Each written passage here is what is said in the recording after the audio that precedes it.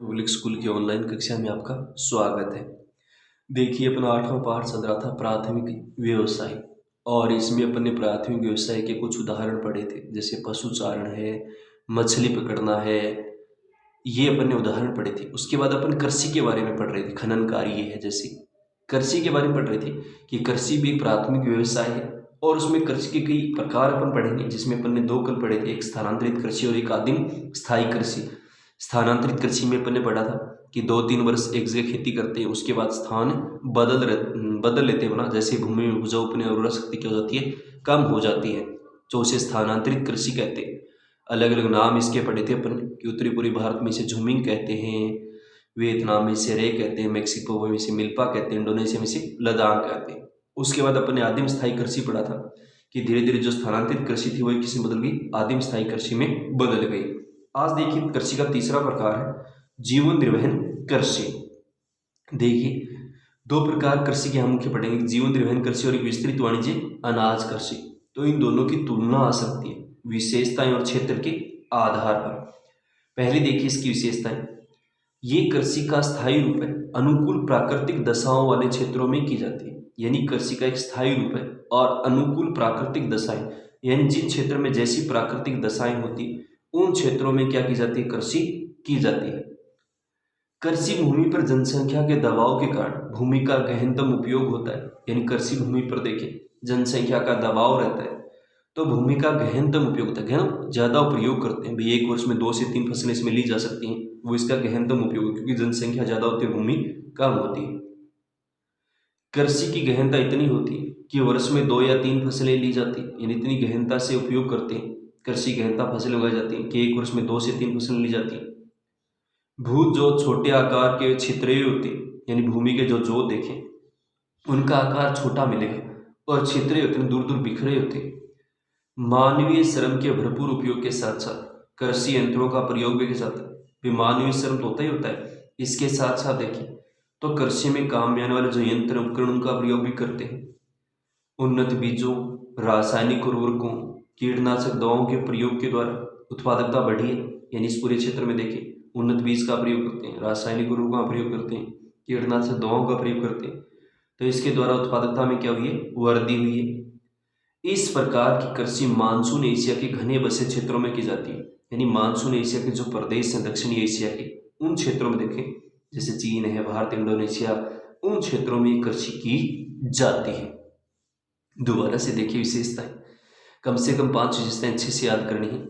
जीवन निर्वहन कृषि कि ये कृषि का स्थायी रूप है, अनुकूल प्राकृतिक दशाओं वाले क्षेत्रों में की जाती है। यानी कृषि का एक स्थायी रूप है, उन्हीं क्षेत्रों में करते हैं जहां अनुकूल प्राकृतिक दशाएं, यानी कृषि के लिए उपयुक्त जो दशाएं होती उन क्षेत्रों में कृषि की जाती है। कृषि भूमि पर जनसंख्या के दबाव के कारण भूमि का गहनतम उपयोग होता है। कृषि भूमि पर देखें जनसंख्या का दबाव ज्यादा है तो भूमि का गहनतम, यानी एक वर्ष में 2 से 3 फसल इसमें ली जाती है।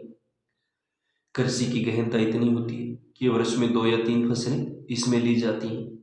भू जो छोटे आकार की वह छिद्रे होते हैं, यानी भूमि के जो जोत देखें जहाँ खेती करते हैं उनका आकार छोटा होता है, छिद्रे बिखरे होते हैं। मानवीय श्रम के भरपूर उपयोग के साथ साथ कृषि यंत्रों का प्रयोग भी किया जाता है। यानी मानव श्रम का तो प्रयोग होता ही होता है, इसके साथ कृषि में जो यंत्र उपकरण वो भी काम में ले जाते हैं। उन्नत बीज, रासायनिक उर्वरक, कीटनाशक दवाओं के प्रयोग के द्वारा उत्पादकता बढ़ी है। यानी उन्नत बीज हैं, रासायनिक उर्वरक हैं, कीटनाशक दवाएं उनका प्रयोग कर रहे हैं तो उत्पादकता में वृद्धि हुई है। इस प्रकार की कृषि देखें तो मानसून एशिया के घने बने देशों में, यानी चीन, भारत, इंडोनेशिया जो देश है उनमें की जाती है। देखिए जीवन निर्वाह में देखें तो 2 प्रकार है मुख्यतः, यानी जैसे फसल बोते हैं उसके आधार पर, एक तो मुख्य होगी अपनी चावल, जिसमें चावल होती है मुख्य फसल, और दूसरी होती है गेहूं, तो ये इसके क्षेत्र हो गए। देखिए चावल प्रधान निर्वहन कृषि, यानी चावल प्रधान निर्वहन कृषि में देखें तो इसका विस्तार Bharat, Bangladesh, Myanmar, Indonesia, Thailand, Cambodia, दक्षिणी मध्य चीन इनमें मिलता है। और इन क्षेत्रों में वर्षा होती है 100 सेंटीमीटर से अधिक भी, जहां वर्षा का औसत क्या रहता है 100 सेंटीमीटर से अधिक होता है। और इन क्षेत्रों में मुख्य जो खाद्यान्न फसल है ये जो उगाई जाती है वो कौन सी है, चावल है। तो जीवन निर्वाह कृषि को भी 2 प्रकार बांटा गया, एक मुख्य खाद्यान्न फसल चावल और दूसरी गेहूं। चावल कहाँ उगाई जाती है, जैसे भारत है, Bangladesh, Myanmar, Indonesia, Cambodia, Thailand, दक्षिणी मध्य चीन, एशिया महाद्वीप के देश हैं सारे। और इन क्षेत्रों में देखें तो वर्षा होती है 100 सेंटीमीटर से अधिक। और मुख्य फसल कौन सी है खाद्यान्न के रूप में? चावल है। दूसरी देखिए गेहूं प्रधान निर्वहन कृषि, इसका विस्तार उत्तरी मध्य चीन और पश्चिमी भारत है। उत्तरी चीन, पाकिस्तान, दक्षिणी कोरिया में मिलता है। इन क्षेत्रों में वर्षा होती है 100 सेंटीमीटर से कम। और इन क्षेत्रों में मुख्य फसल कौन सी है खाद्यान्न के रूप में? गेहूं काम में ली जाती है। यानी गेहूं प्रधान निर्वहन कृषि में मुख्य फसल गेहूं है, जिसका विस्तार देखिए उत्तरी मध्य, पश्चिमी भारत, उत्तरी चीन, पाकिस्तान व कोरिया में मिलता है। और वर्षा होती है 100 सेंटीमीटर से कम। मुख्य फसल कौन सी उगाई जाती है? यहाँ पर गेहूं उगाई जाती है खाद्यान्न के रूप में। तो इसकी कम से कम 5 विशेषताएं आप याद करना और इसके क्षेत्र याद करना। दूसरी देखिए अपनी कृषि का प्रकार है विस्तृत वाणिज्य अनाज कृषि। इन दोनों में तुलना आ सकती है 4 नंबर का, जीवन निर्वाहन कृषि और विस्तृत वाणिज्य अनाज कृषि की क्रियाविधि या विशेषता क्षेत्र के आधार पर तुलना कीजिए। देखिए इस प्रकार की कृषि का विस्तृत भूजोतों पर की जाती है। यानी इसमें देखिए तो जो भूजोत होते हैं उनका आकार बड़ा होता है, विस्तृत भूजोत होते हैं जब बुआई करते हैं। क्षेत्रफल प्राय 240 से 1600 हेक्टेयर तक होता है। यानी जो भूजोत का आकार होता है, क्षेत्रफल होता है 240 से 1600 हेक्टेयर तक होता है। खेत तैयार करने से फसल काटने तक का समस्त कार्य मशीनों के द्वारा किया जाता है। यानी खेत को तैयार करना, उससे फसल जो काटने का कार्य होता है उसमें समस्त कार्य किससे होता है? मशीनों के द्वारा होता है। इस प्रकार की कृषि की मुख्य फसल गेहूं है, जो जई, राई, तिलहन आदि फसलें भी उगाई जाती है। यानी मुख्य फसल तो गेहूं है, इसके साथ साथ जो है जई है, राई है, तिलहन यानी सरसों, अरंडी, सोयाबीन, इस तरह की जो फसलें भी उगाई जाती है। इसमें खाद्यान्नों को सुरक्षित रखने के लिए बड़े बड़े गोदाम, माल गोदाम बनाए जाते हैं। यानी जो खाद्यान्न होता है अनाज, उसको लंबे तक सुरक्षित रखने के लिए बड़े बड़े इसमें माल के गोदाम बनाए जाते हैं। मानवीय श्रम का उपयोग न्यूनतम होता है। यानी मानवीय श्रम इसमें नहीं होता ज्यादा, किससे प्रयोग किए जाते हैं? यानी मशीनों का प्रयोग ज्यादा होता है इसमें। प्रति हेक्टेयर उपज कम होता है, प्रति व्यक्ति उपज अधिक होता है। हेक्टेयर के हिसाब से उपज कम होगा क्योंकि भूजोत क्या इसमें बड़े है, लेकिन जनसंख्या कम है तो प्रति व्यक्ति के हिसाब से देखें उपज या जो पैदावार होती है वो इसमें क्या होती है? अधिक होती है। ये कृषि यंत्रीकृत व उच्च तकनीक पर आधारित है। यंत्रित मशीनों का प्रयोग होता है और उच्च तकनीक इसमें क्या ली जाती है? काम में प्रयोग में ली जाती है। तो ये है विस्तृत वाणिज्य अनाज कृषि की विशेषताएं। दोबारा से देख लो कि इस प्रकार की कृषि विस्तृत भूजोतों पर की जाती है। यानी भूमि के जो बड़े जोत होते हैं, खेत होते हैं, उन पर इसकी ये जो कृषि है वो की जाती है। क्षेत्रफल होता है प्राय 240 से 1600 हेक्टेयर तक। 240 से 1600 हेक्टेयर तक भूमि की जो होते हैं खेत, वहां पर इस खेती की जाती है। दूसरी विशेषता, खेत तैयार करने से फसल काटने तक का समस्त कार्य मशीनों के द्वारा किया जाता है। यानी खेत को तैयार करना, उसके बाद फसल काटना, ये सब कार्य किससे होता है? मशीनों के द्वारा होता है।